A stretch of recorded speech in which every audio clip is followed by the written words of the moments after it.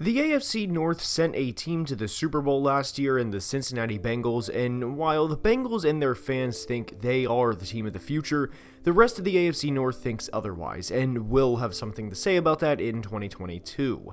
And there has been a lot of change in the AFC North since the end of last season, as both the Browns and Steelers have new quarterbacks. And in today's video, we're going to discuss how the AFC North did in the draft, how they fared, and give each team an individual draft grade.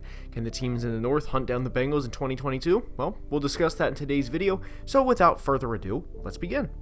And the Browns were scheduled to have the first pick out of any of the AFC North teams with number 13 overall, so we will discuss their draft first. As we know, they traded this year's, next year's, and the following year's first-round picks for quarterback Deshaun Watson. They also traded out of pick 44, which was their first scheduled pick, to the Houston Texans, and received picks 68, 108, and 124. Having said this, the Browns' first pick came in the third round at 68 overall, and it was corner Martin Emerson from Mississippi State. Now, I don't dislike the player in Martin, but I wasn't the biggest fan of this selection either. But with players in the AFC, and you can go to really any team with this, but Tyreek Hill of the Dolphins, Stephon Diggs of the Bills to a lesser extent, Sky Moore now of the Chiefs, and you get the point. I question his long speed and think there's already limitations in his game, as in more than I'd like to see from a team's first pick in the draft. I understand the justification of this by countering and saying he's a big physical corner and would do well against players like Gabe Davis, T. Higgins, and Chase Claypool, but he's already a slower corner, and guys, if Emerson has one singular misstep or misjudgment, then any of those guys can create more than enough separation for their quarterback to fit the football in, because Emerson will not be able to catch up. Their second third-round pick was Alex Wright, a project defensive end, and I like the projection here because of having Myles Garrett on the other side. If he works out, great. If not, they have a world-class edge on the other side who is a DPOY candidate year after year. And I think it's a little different with the Wright selection versus the Emerson pick, because Emerson will have to cover other receivers, whereas Wright and Myles Garrett will be going after the same quarterback. I'd be more than shocked if you ever saw Denzel Ward and Martin Emerson line up and cover the same receiver on the same play. So for that reason, it is a hair different. Now, one pick I absolutely loved was their third round pick, which was David Bell, receiver from Purdue. I think he's highly underrated and will be a consistent player. I loved Perion Winfrey, the prospect, and I hope I'm wrong about this, but I really did not like the landing spot for him. I thought Cleveland needed a bigger run-stuffing tackle, and that's really not Perion's game. The Browns had a lot of struggles in special teams last year, so if Cade York becomes a good player, then a fourth-round pick for a kicker is 100% worth it. If not, then, well, they'll get clowned. They had the odds stacked against them at the start due to the trade for Watson, and naturally their class wasn't going to look as good as other teams in the draft, like others in the division we will discuss, and all things considered, we give this class a C+. Next is the Baltimore Ravens, who had the 14th overall pick to start their draft and made a pretty big trade within the draft to acquire a first-round pick from the Arizona Cardinals for disgruntled receiver Marquise Brown. For starters, they had one of the best overall prospects in the entire draft fall into their laps with Kyle Hamilton at 14, who was drafted into an incredible situation in Baltimore, then selected one of the best center prospects over the past few years in Tyler Linderbaum. For the Kyle Hamilton pick, he's going into a secondary with Marlon Humphrey, Marcus Peters, and Marcus Williams, all of which are good players. In terms of a landing spot to maximize a player's success, maybe aside from receiver Christian Watson to the Packers, I don't know if there's a better place for a rookie to come in and hit the ground running and for him to maximize his ability than Kyle Hamilton. There's a reason why people in the media continuously praise the Ravens for being one of the best organizations in football year after year, and this is one of many reasons why. Minutes later, in actual time, the Ravens received a first-round pick for Hollywood, after the Eagles gave up a first and a little more for A.J. Brown.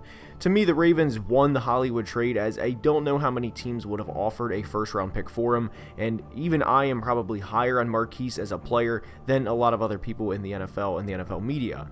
I think he'll thrive out there, but for the Cardinals to trade a first for a player they'll have to pay a lot of money to is baffling, and credit the Ravens for getting that much from Hollywood.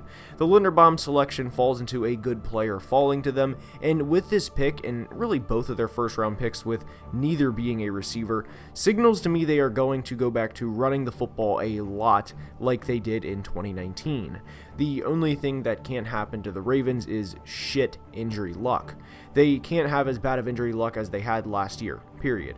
But for their second-round pick in David Ojabo from Michigan, I loved this pick because when he's healthy, he will be a good pass rusher alongside Odafe Oweh. And having these two along with that secondary is going to be a very tough defense to consistently score on. And by the way, as if this wasn't a good enough start to the draft, they got nose tackle Travis Jones from UConn, who was a top 35 to 40 overall player in the middle of the third round. I cannot say enough how much I loved the top 3 rounds for the Ravens, but they also had 6 fourth-round picks. Daniel Falale is a good project pick, and even though they already have Mark Andrews, both tight ends they drafted in the 4th in Charlie Kolar and Isaiah Likely are both good value selections and could develop into a legit tight end 2 behind Andrews.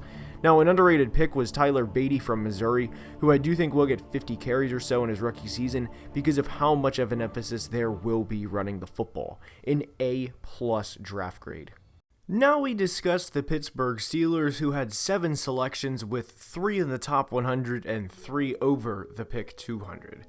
This draft class for them will of course be remembered by Kenny Pickett. And heading into the 2022 draft, everyone thought the Steelers were going to address the quarterback position, as while if Mitch Trubisky worked out, they knew heading in they couldn't solely rely on Mitch and Mitch only, because if he played like the quarterback we saw in Chicago, well, Mike Tomlin's career of never having a season below 500 would probably be put to a halt, as they would more than likely be a 6 or 7 win team.